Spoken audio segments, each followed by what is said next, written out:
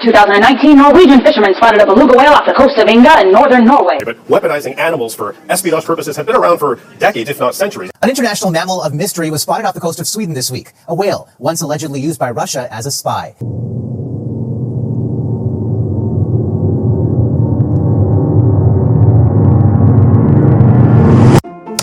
अप्रैल 2019 northern Europe के मुल्क Norway के समंदर में एक बेलुगा व्हेल को स्पॉट किया गया, जिसकी एज तकरीबन 13 to 14 ईयर्स बताई गई थी। And according to scientist and experts it was trained by Russian navy for espionage purpose. दोस्तों, बेलुगा वेल्स की एक ख़ास कैटेगरी है जो कि आर्कटिक एंड सब आर्कटिक के ठंडे पानी में रहती हैं। एंड फर्दरमोर इस वेल को हेवाल्दमीर का नाम दिया गया था। हेवाल्दमीर जो कि 2 वर्ड से मिलकर बना है, हेवाल जो कि नॉर्वियन लैंग्वेज में वेल को कहते हैं एंड दिमीर जो कि रशियन कॉमन नेम है। यहाँ तक कि रशियन प्रेसिडेंट के नाम व्लादिमीर पुतिन में भी दिमीर का वर्ड आता है। दोस्तों, अब यहाँ एक अहम सवाल ये है कि नॉर्वियन एक्सपर्ट्स को कैसे पता चला कि इस वेल को रशियन नेवी ने ही ट्रेन किया है। तो इसका जवाब उस वेल की बॉडी पर ही मौजूद था, जो कि एक हार्नेस और एक गोप्रो की फॉर्म में प्रेजेंट था। हार्नेस के ऊपर 3 वर्ड्स मेंशन थे, जो कि थे इक्विपमेंट सेंट पीटर्सबर्ग। और पीटर्सबर्ग रशिया का एक बहुत important and second largest city है और इसकी रशिया की हिस्ट्री में भी काफ़ी ज़्यादा इंपॉर्टेंस रही है। 2 सदियों तक ये रशियन एम्पायर का कैपिटल भी रह चुका है। दोस्तों, नॉर्मली वेल्स इंतहाई डीप वाटर के अंदर रहती हैं और ह्यूमन सिविलाइजेशन से वो थोड़ा दूर ही रहना पसंद करती हैं, बट इस केस में ऐसा नहीं था। इस केस में टोटली डिफरेंट सिचुएशन थी। डीप वाटर की बजाय हेवाल्दमीर शैलो वाटर के ऊपर ट्रैवल कर रही थी और काफ़ी क्लोज थी ह्यूमन सिविलाइजेशन के। दोस्तों, हेवाल्दमीर की इस आदत ने एक्सपर्ट्स को काफ़ी हैरान किया और यहीं से उन्हें लगा कि हेवाल्दमीर ह्यूमन कंपनी की आदी है और इसे एस्पियोनाज पर्पस के लिए रशियन नेवी ने ट्रेन किया है। दोस्तों, हेवाल्दमीर पर नॉर्वियन एक्सपर्ट्स की कड़ी नज़र थी और अब 4 साल बाद 28 मई 2023 संडे को इस वेल को दोबारा से स्पॉट किया गया है स्वीडन के शहर लाइस्किल में, and with the same habits, shallow water travelling and close to human civilisation. दोस्तों, हेवाल्दमीर की ट्रेनिंग के ऊपर फर्दर कंफर्मेशन वेनेसा पेरियोटा ने की, जो कि एक wild life scientist and farmer marine mammal trainer हैं। उनका कहना था it's most likely that he is seeking human interaction. Further उन्होंने ये भी कहा, nothing in the wild, beluga whales are very social beings and often stick together in pods rather than roaming the seas alone. Equipped for an Arctic environment where there's icebergs around them. It's so unusual. यानी beluga whales की ये आदत है कि वो mostly झुंड की form में ही ट्रैवलिंग करते हैं और ऐसा बहुत कम होता है कि कोई बेलुगा whale अपने झुंड से अलग होकर अकेले ही सी को ट्रैवल करे। दोस्तों, यहाँ एक दी गई स्टेटमेंट ने काफ़ी लोगों को परेशान कर दिया और वो स्टेटमेंट थी it's a miracle he survived, यानी ये एक करिश्मा है कि हेवाल्दमीर अभी तक जिंदा है। ये बात की थी रिच जर्मन ने, जो कि प्रेसिडेंट हैं वन वेल कंपनी के। वन वेल कंपनी एक नॉन प्रॉफिट ऑर्गेनाइजेशन है जो कि हेवाल्दमीर की सिक्योरिटी और इसके ऊपर नज़र रखने के लिए काम कर रही है। उनका कहना था कि रशियन ट्रेन वेल ने अब तक बहुत सी मासिव इंजरीज बर्दाश्त की हैं, जो कि बोट प्रोपेलर्स और फिशिंग हुक्स के लगने की वजह से हुई हैं। दोस्तों, उनका ये भी कहना था कि हेवाल्दमीर अभी जिस जगह ट्रेवल कर रही है, यहाँ उसके मरने के चांसेस बहुत ज़्यादा हैं, क्योंकि एक तो ये बहुत हैवीली ट्रैफिक एरिया है और यहाँ बहुत सी क्रूज़ शिप्स हर टाइम ट्रेवल करती रहती हैं, तो किसी भी क्रूज़ शिप के साथ टकरा कर हेवाल्दमीर की मौत हो सकती है। और एक दूसरी बड़ी वजह कि जिस जगह यानी शैलो वाटर के ऊपर हेवाल्दमीर ट्रेवल कर रही है, यहाँ उसके लिए खाना भी बहुत कम तादाद में मौजूद है, क्योंकि ज़्यादातर मछलियाँ डीप वाटर में रहती हैं और यहाँ मछलियों की तादाद बहुत कम है। दोस्तों, जब से हेवाल्दमीर को स्वीडन में स्पॉट किया गया है, तब से लेकर अब तक स्वीडन और नॉर्वे दोनों नेबरिंग कंट्रीज़ इस केस के ऊपर मिलकर वर्किंग कर रही हैं। और इसी सिलसिले में एक मेरीन बायोलॉजिस्ट ऑर्डन रिकार्स्टन ने BBC को बताया कि रशिया के नेवल बेस में एक स्पेसिफिक रीजन है जहाँ वो ऐसी बहुत सी वेल्स और डोमेस्टिक एनिमल्स को ट्रेन करते हैं, जिससे मज़ीद इन दोनों कंट्रीज़ के एक्सपर्ट्स को कंफर्मेशन हुई that Hvaldimir is a Russian spy. दोस्तों, हेवाल्दमीर की बॉडी पर मौजूद हार्नेस के ऊपर 3 वर्ड्स इक्विपमेंट ST पीटर्सबर्ग का मेंशन होना और ऑर्डन रिकार्सन का BBC को रशियन नेवी एस्पियोनाज प्रोजेक्ट्स के बारे में इन्फॉर्म करना, ये दोनों बातें इस बात को क्लियर करती हैं that Hvaldimir is really a Russian spy. But यहाँ एक तीसरी बात भी है जिससे मज़ीद इस बात की कन्फर्मेशन होती है, और वो है रशिया का रिस्पॉन्स। दोस्तों, रशिया जो कि एक सुपर पावर है, उसने ना ही अब तक इस बात को क्रिटिसाइज़ किया है, ना ही इसका कोई जवाब दिया है, जिससे फर्दर इस बात की कन्फर्मेशन होती है कि नॉर्वे और स्वीडन की तरफ से लगाया हुआ इल्ज़ाम बिल्कुल ठीक है। दोस्तों, अब हम एक बिल्कुल ही डिफरेंट एंगल के बारे में बात करते हैं कि चलो मान लिया व्लादिमीर को रशिया ने ही एस्पियोनाज पर्पस के लिए ट्रेन किया है, लेकिन क्यों? स्वीडन और नॉर्वे के ऊपर एनिमल एस्पियोनाज जैसे पैंतरों का इस्तेमाल करके नज़र रखने में रशिया का क्या इंटरेस्ट है? तो चलिए थोड़ी सी इस बारे में बात कर लेते हैं। So firstly let's start with the history of Russia and Sweden. दोस्तों, नॉर्वे और रशिया की हिस्ट्री या रिलेशन के बारे में हम इस वीडियो में बात नहीं करेंगे, क्योंकि ऐसी वीडियो बहुत ही लंबी हो जाएगी और मे भी थोड़ी बहुत बोरिंग भी हो जाए, जो कि हम बिल्कुल नहीं चाहते।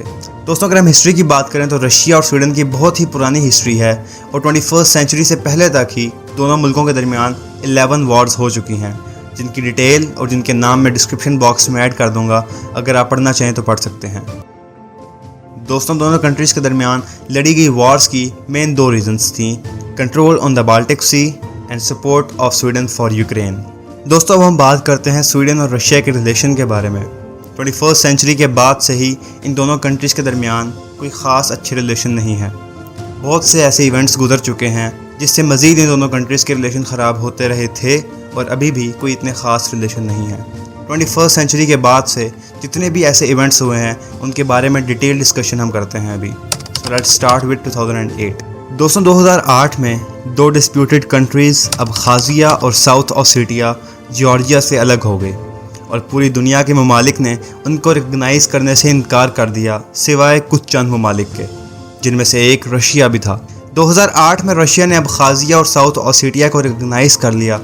स्वीडन ने रशिया के इस फैसले की शदीद मजम्मत की और इसे कंडेम किया। उस वक़्त के Swedish foreign minister Karl build ने रशिया के इस फैसले को एडोल्फ हिटलर्स के pre second world war aggression से कंपेयर किया। एक स्वीडिश पॉलिटिशियन जैन ब्योकलैंड ने सजेस्ट किया कि इससे पहले कि रशिया स्वीडन के दरमियान जंग हो, हमें बैकअप के तौर पे बाल्टिक सी पे मौजूद Swedish territory and island Gotland में मिलिट्री यूनिट्स को वॉर रेडी रखना चाहिए। यानी बात इस हद तक पहुंच गई थी।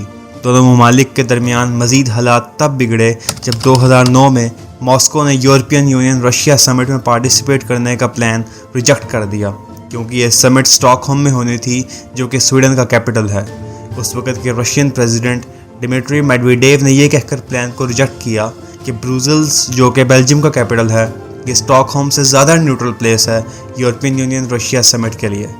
एक और ऐसा इवेंट जिससे इन दोनों ममालिक के दरमियान दुश्मनी मज़ीद बढ़ी, वह हुआ था मार्च 2018 में, जब यूके में सर्जी स्क्रिपाल, जो कि फॉर्मर रशियन मिलिट्री ऑफिसर और डबल एजेंट थे ब्रिटिश इंटेलिजेंस एजेंसीज़ के, उन्हें और उनकी डॉटर यूलिया स्क्रिपाल को जहर देकर मारने की कोशिश की गई। इस वाक़े को सेलिसबरी अटैक कहा जाता है। यूके ने यह कहकर रशिया पर इल्ज़ाम लगाया कि जो जहर उन्हें दिया गया था, नोविचोक, जो कि एक नर्व एजेंट है, उसकी प्रोडक्शन रशिया में होती है, जिसके जवाब में रशियन गवर्नमेंट ने कहा कि ये जहर और भी बहुत से ममालिक प्रोड्यूस कर रहे हैं, जैसे कि Sweden. Swedish minister for foreign affairs Margot Wallström ने इस बात पर रद्द-ए-अमल देते हुए ट्वीट किया, अनएक्सेप्टेबल। और इसी के साथ ही स्वीडिश गवर्नमेंट ने स्वीडन में मौजूद रशियन डिप्लोमेट को एक्सपेल कर दिया। और न्यूटन का 3rd लॉ तो हम सब ने पढ़ा और सुना होगा, for every action there is equal and opposite reaction. बिल्कुल इसी तरह रशियन गवर्नमेंट ने भी रशिया में मौजूद स्वीडिश डिप्लोमेट को एक्सपेल कर दिया। ब्रिटिश गवर्नमेंट ने भी सेलिसबरी अटैक का एक्यूज रशिया को ही करार दिया और यूके से भी बहुत से रशियन डिप्लोमेट्स को एक्सपेल किया। अक्टूबर 2020 में बाल्टिक सी में रशियन एक्टिविटीज़ को देखकर स्वीडन ने अपने मिलिट्री स्पेंडिंग को 40% से इंक्रीज़ कर दिया। और फरवरी 2022 में रशिया ने यूक्रेन को इन्वेड कर दिया और सेम थ्रेट्स स्वीडन और फिनलैंड को भी दिए। स्वीडन ने as a European Union country Russia पर बहुत सी सैंक्शंस लगा दी और न्यूटन 3rd लॉ को फॉलो करते हुए रशिया ने भी तमाम यूरोपियन यूनियन कंट्रीज़ को अनफ्रेंडली नेशंस की लिस्ट में शामिल कर दिया। दोस्तों, आप में से ज़रूर कुछ लोग सोच रहे होंगे कि व्लादिमीर के रिलेटेड फर्दर प्लान्स क्या हैं। इसी सवाल का जवाब देते हुए OneWell कंपनी के प्रेसिडेंट रिच जर्मन ने कहा है कि हम व्लादिमीर को फर्दर नॉर्थ की तरफ ट्रांसपोर्ट करने का प्लान बना रहे हैं, क्योंकि वो एरिया व्लादिमीर के लिए परफेक्ट होगा, क्योंकि ना ही वहाँ ज़्यादा बोट्स का ट्रैवल होता है और वहाँ फ़िशेस की क्वांटिटी भी ज़्यादा है, जिससे व्लादिमीर की डाइट भी पूरी होती रहेगी। बट किसी भी तरह की रीलोकेशन करने से पहले हमें नॉर्वे और स्वीडन दोनों कंट्रीज की गवर्नमेंट से अप्रूवल लेना मस्ट होगा। दोस्तों, अगर वाकई बेलुगा वेल रशियन स्पाई है तो ये बात भी सच है कि ऐसा फर्स्ट टाइम नहीं हुआ कि किसी कंट्री ने एनिमल्स को एस्पियोनाज पर्पस के लिए यूज़ किया हो।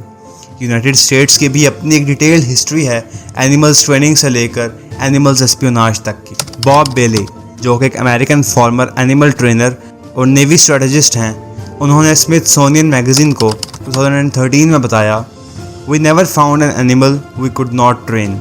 अब इसी बात से आप अंदाज़ा लगा लें कि एनिमल्स को किस हद तक एस्पियोनाज पर्पस के लिए यूज़ किया गया है और किया जा सकता है। कैट्स से लेकर डॉल्फिन्स तक हर जानवर को किसी न किसी दौर में किसी न किसी मुल्क ने एस्पियोनाज के लिए यूज़ किया है। 1960s के स्टार्ट से ही US navy bottlenose dolphins को लॉस्ट ऑब्जेक्ट्स को रिकवर करने और अंडर वाटर माइंस को डिटेक्ट करने के लिए ट्रेन कर रही है। बॉटल नोज डॉल्फिन्स की बायोसोनार स्किल्स, जो कि एक टाइप की एक्वेटिक एकोलोकेशन है, उन्हें इस जॉब के लिए परफेक्ट कैंडिडेट बनाती हैं। इसी तरह सी लायंस की आईसाइट भी बहुत ही एक्स्ट्रॉर्डिनरी होती है। उनकी इसी क्वालिटी का यूज़ यूएस नेवी उनसे सेम बॉटल नोज डॉल्फिन वाली सर्विस लेने में करती है। नेशनल ज्योग्राफिक के मुताबिक यूएस नेवी सी लाइन से अंडर वाटर अनआर्म्ड माइंस को फाइंड करने जैसी सर्विसेज भी लेती है। 2015 की एक रिपोर्ट के मुताबिक यूएस नेवी के पास सैन डियागो फैसिलिटी में 85 डॉल्फिन्स और 50 सी लाइन्स मौजूद हैं। दोस्तों, कबूतरों को पैगाम रसानी यानी एक जगह से दूसरी जगह पैगाम लेकर जाने के बारे में तो आपने बहुत कुछ सुना और पढ़ा होगा। रोमन्स, गेंगिस खान और नेपोलियन बोनापार्ट के दौर में भी पिजन्स को इसी काम के लिए यूज़ किया जा चुका है। जेरेड एगलन एक फेमस राइटर हैं। उन्होंने अपनी book beast of war the militarisation of animals में लिखा है कि वर्ल्ड वॉर 1 में भी पिजन्स को सोल्जर्स मैसेजेस पास करने के लिए यूज़ करते थे। दोस्तों, चीरेमी की कहानी शायद आपने कभी सुनी हो। बहुत सी मूवीज़ भी बनाई गई हैं इस कबूतर की कहानी पे, जैसे कि द लॉस्ट बटालियंस 2001 में, चीरेमी एक स्पेनिश फिल्म 2008 में और फ्लाइंग होम 2014 में, और इसके अलावा भी बहुत सी मूवीज़ बनाई गई हैं। दोस्तों, चीरेमी एक फ्रेंच वर्ड है जिसका मतलब है डियर फ्रेंड। ये कबूतर अक्टूबर 1918 यानी वर्ल्ड वॉर 1 में सीरियस इंजरीज होने के बावजूद एक सोल्जर का पैगाम हेड क्वार्टर्स तक पहुंचाने के लिए फेमस है। उस कबूतर की इस हिम्मत और जुर्रत ने बहुत से सोल्जर्स की जान बचाई और इसीलिए इसे क्रॉइक्स डी गोएरे अवार्ड से नवाजा गया, जो कि सिर्फ उन सोल्जर्स को दिया गया था जिन्होंने वर्ल्ड वॉर 1 में फ्रांस और उसके अलाइज के लिए जुर्रतमंदाना सर्विसेज दी हों। चीरेमी की स्टफ्ड बॉडी को आज भी स्मिथसोनियन इंस्टीट्यूशन में डिस्प्ले करके रखा गया है। दोस्तों, अगर आप गौर करें तो आप एक चीज़ नोटिस करेंगे कि चीरेमी की सिर्फ एक टांग ही है।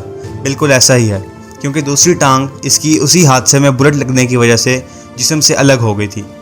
तो दोस्तों, ये थी चीरेमी की शॉर्ट सी स्टोरी। अगर आप डिटेल्ड वीडियो इस टॉपिक पर चाहते हैं तो कमेंट में ज़रूर बताइएगा। एक और ऐसा पास्ट इवेंट जहां एनिमल्स को एस्पियोनाज पर्पस के लिए यूज़ किया गया हो, वो था 1960s का ऑपरेशन अकूस्टिक किटी। 1960s के स्टार्ट में CIA, जो कि यूएस की सीक्रेट एजेंसी है, नॉर्मल हाउस होल्ड कैट्स को head to tail listening devices में ट्रांसफॉर्म करने की बेहद कोशिश कर रही थी। ऑपरेशन अकूस्टिक किटी को स्टार्ट भी कर दिया गया था। प्लान कुछ ऐसा था कि एक वेटरनरी डॉक्टर एक कैट को किसी किस्म का कोई ड्रग देगा जिससे वो ऑलमोस्ट नींद की हालत में चली जाएगी।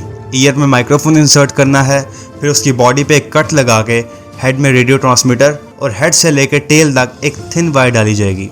सोवियत इंटेलिजेंस पे एस्पियोनाज पर्पस के लिए ये ऑपरेशन स्टार्ट हुआ था, लेकिन सिर्फ 7 साल बाद 1967 में ही इस ऑपरेशन को कैंसिल कर दिया गया, क्योंकि जब फर्स्ट एक्सपेरिमेंटल रेडियो कैट को मिशन के लिए वाशिंगटन DC छोड़ा गया तो कुछ टाइम के अंदर ही उस कैट का कार से एक्सीडेंट हो गया और वो और उसके साथ ये मिशन भी वहीं ख़त्म हो गया।